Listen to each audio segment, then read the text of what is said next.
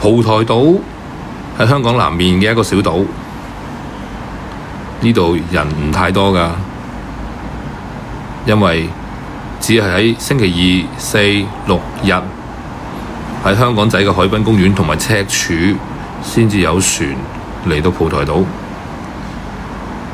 所以人係比較少。呢度冇樓冇車，但係呢就有蟹有蟻有蛇有山有海有浪，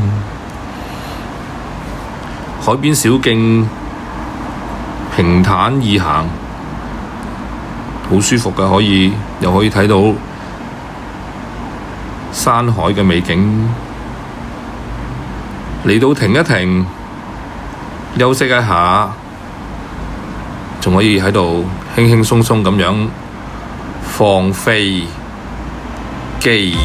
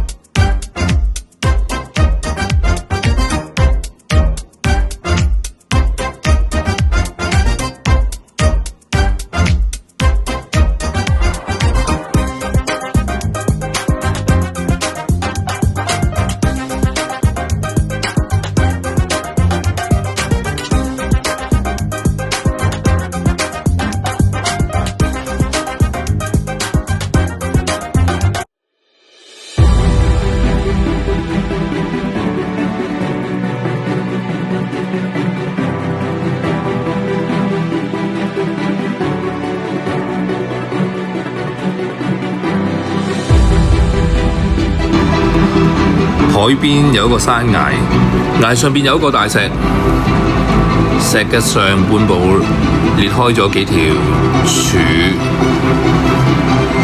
就好似一隻手掌咁樣。呢度就係蒲台島嘅著名景點佛手崖，離遠睇係咪好似一個手掌咁啊？呢度就係佛手崖啦，阿彌陀佛。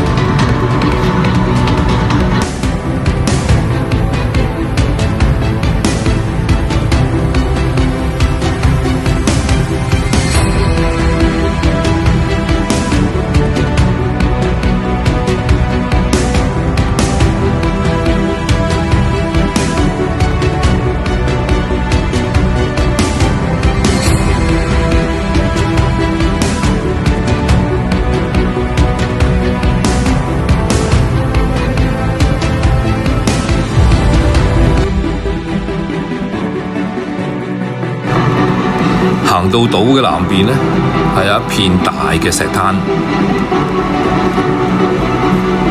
可以俾你擒上擒落，有啲挑戰性，但係又唔算好難。